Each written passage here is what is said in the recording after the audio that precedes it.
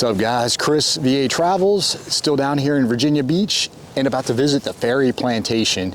And yeah, kind of funny, I'm right smack dab in the middle of a neighborhood. And yeah, I'm waiting on Rob. He's going to show up with his son Johnny. We're going to take a walk around. And real quick to let you know, this was the former site of the Walke mansion. That was built 1751, destroyed by fire 1828, and the current FERRY plantation that was built 1830.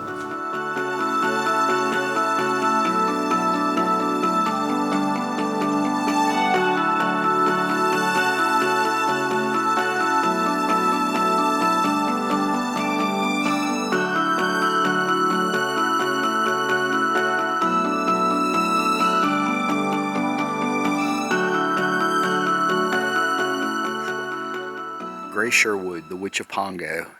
Yes, she was jailed, accused of being a witch here in Virginia. I made a short on that. You can go check it out. All right. So what's the story on this one? So this one actually used to be part of the, well, it's part of the Gray Sherwood story. She didn't live here. This actually was used as the courthouse. This white part of the building, if I'm not mistaken, I'm remembering from memory here, was part of the courthouse. And when she was brought to trial, because she lived down in Pungo, she was brought here and put on trial here. Now, the whole backstory is this: she was living down there in Pungo. She was well known as creating herbal concoctions to help out people who were sick and ill. And she apparently was, in their terms, a voluptuous woman that seduced husbands. Ugh. And some of the wives got very upset and jealous and started making up stories about her, saying she changed shapes and came through keyholes of the houses and came and visited the husbands at night and all that kind of stuff. So they made a number of accusations against her, and this is late 1600s, so it's kind of near the whole Salem witch trials thing, you know, so trying people for witchcraft and such like that was kind of a big deal. There weren't a whole lot of stories like that here in Virginia. There are a few, but this is the most famous one. Because she's taken, she's brought in front of the judges here. They check her for witches' marks, and then for all other things on her body that would show that Satan has had relations with her. She's inspected, and then the other thing that they do is they would take a woman. They took Grace, and they tied her hands behind her back, put her in this chair, a big heavy chair with iron on it, strapped her down into it, and they brought her out here into the water, and they brought her out and they set her out, and if she was a witch, as the story would go, she would float. And so the story goes, she did float.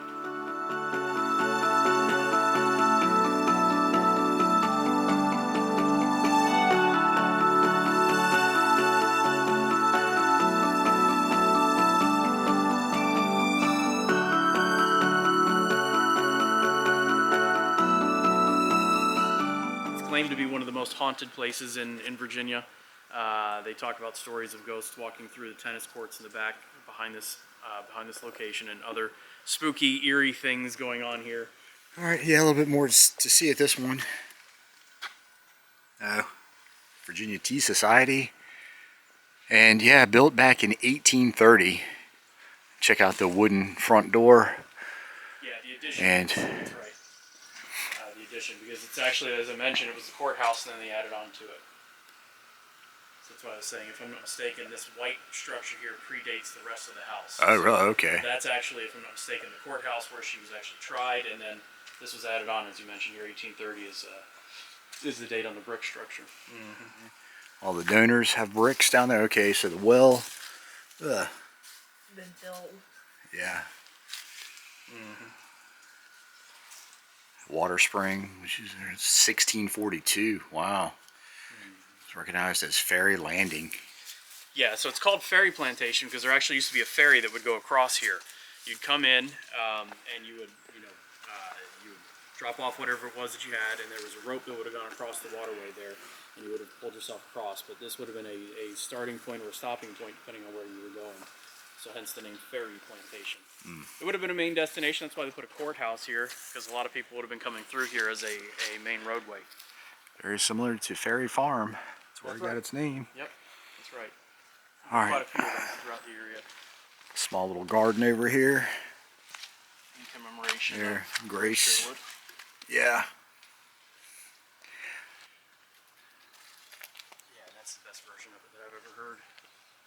thorough. Yeah, and it's hard to pin it down because The the records. actual court record we don't have anymore. It just kind of vanishes as far as what happens there in the General Assembly. She would have been found guilty here, yes, because she floated and she had witches' marks and all of that, and then it got appealed and went further than that.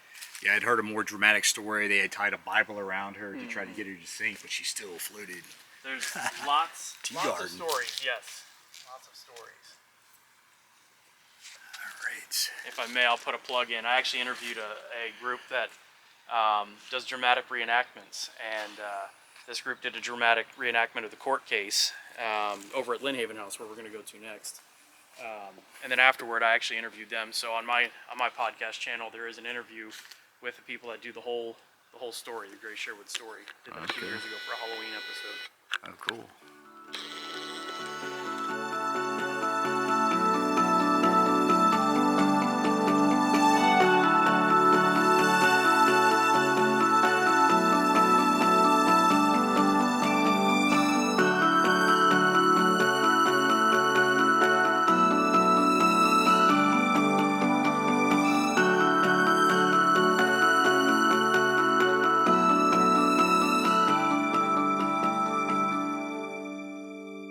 Okay, you would have said they had, okay, there used to be a face on that door at one time, you can see. Probably a small little porch you could walk on top. A whole collection of these little horse tie-ups. This magnolia's been here for a minute. Oh, another. More of the millstones. Yeah. And there's the tennis court I was talking about where they've seen some ghosts walking through. Ooh. This thing's definitely shedding.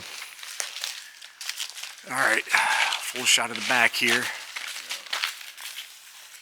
So this magnolia was planted April 6th, 1863 in memory of fallen Confederate officer John.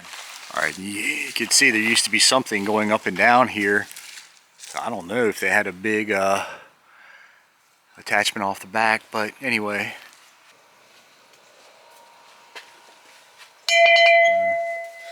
I just hadn't seen a handle like that before.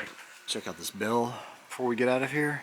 Oh, these bricks down here are from the different paranormal groups. Cool Kids Paranormal 2016, Virginia Paranormal, Gray Wolf Luna Paranormal. Cool. Sun's right behind it. You can't get a good shot, but yeah, while walking out of here, just look at this old wooden rowboat.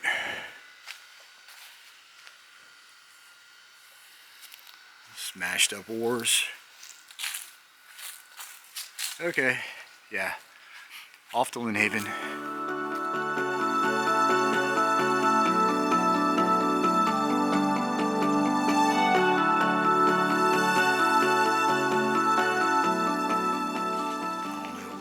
Over here. Looks like somewhere you would set a log to carve out a canoe, Native American style. But right across the way, that's where they tossed Grace Sherwood in the water to see whether she was going to float. So, just missed a crane, just flew away. See some ducks over there. Yeah, I don't know the name of this cove, but yeah. It's off the Lynn Haven inlet. A cool little pier right over there. Not a very good smell right here, but... Alright guys, that's it for the Ferry Plantation, and hopefully this place will be open this summer. When I come back down, maybe I can take a full tour. But as always, if you want to see more videos like this, subscribe. If you want to help me out, hit the like button. See you on the next one.